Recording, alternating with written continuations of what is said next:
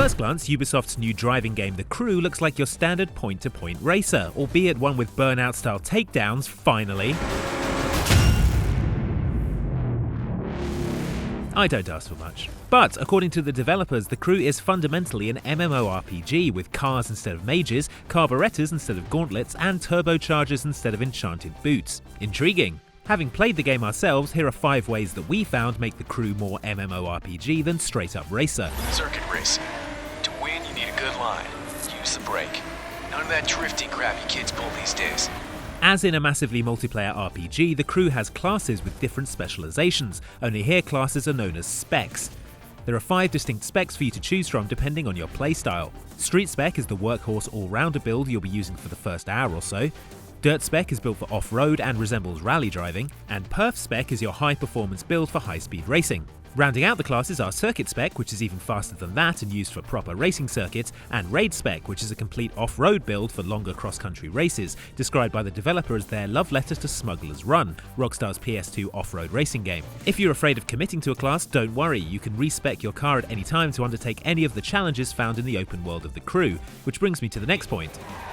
Better get your ass west, cause I'm holding the face-off and I want you there. The world of The Crew is completely open and takes in the entirety of the continental United States. It'll take you around 90 minutes to drive from coast to coast, but you'll constantly be coming across other human players as you explore. These other players can jump into a crew with you to undertake missions or just have an impromptu point-to-point race. The world is also peppered with challenges, from the story missions in which you have to prove your racing ability or take down a fleeing informant, to shorter skills missions which can be as short as 20 seconds and test your skill to do things like drifting, handling, or just straight up speed. Each of these challenges has leaderboards which show how your results stack up against your friends in asynchronous gameplay inspired by the Trials games. You know, when someone beats one of your times and it ruins your entire weekend? That. There are ghosts for every single one of the skills, and if someone beats your skill time, you can see exactly how they did it and what vehicle they did it in. Perform well enough and you'll get rewards. Speaking of which...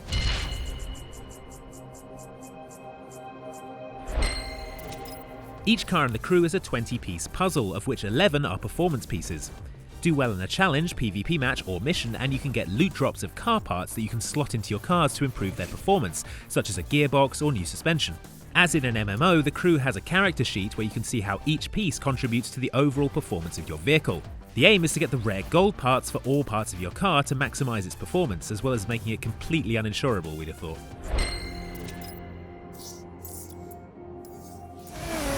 Come on, Alex, I was way quicker than this. As in World of Warcraft, The Crew also has factions, only instead of fighting for Horde or Alliance, you'll be racing for either the Wolves or the Eagles. Racing for a faction gives you reputation points and cash that you can use to buy stuff, but also gives you access to bonus faction missions split into 3 categories: short, medium length, and epic. More on that in a second. The various faction points are totaled on a monthly basis, and the winning faction each month unlocks exclusive content, so there's an incentive to play for your faction. Such divisiveness, can't we all just get along? As I just mentioned, the bonus faction missions are split into 3 categories: short, medium, and epic. Epic missions are the Crew's equivalent of an MMO raid. These are long, grueling missions with hefty loot rewards that require patience and dedication, and possibly stockpiles of food you can eat one-handed. All the epic races will take over an hour to complete, and the longest epic race in the game is 4.5 hours long. No word yet on how players are expected to go to the bathroom during one of these races, but we'd recommend taping the right trigger down, pointing your car in the right direction, and hoping for the best. Bring your A-game, Alex. You need to beat these guys. So that's a quick look at how The Crew is an MMORPG for those who prefer Paganis to Paladins. Let us know what you think in the comments below, and if you fancy giving The Crew a go for yourself, the console beta is coming very soon, and you can sign up at the address on screen. Thanks for watching, and don't forget to like and subscribe for more videos like this from Outside Xbox. Bye!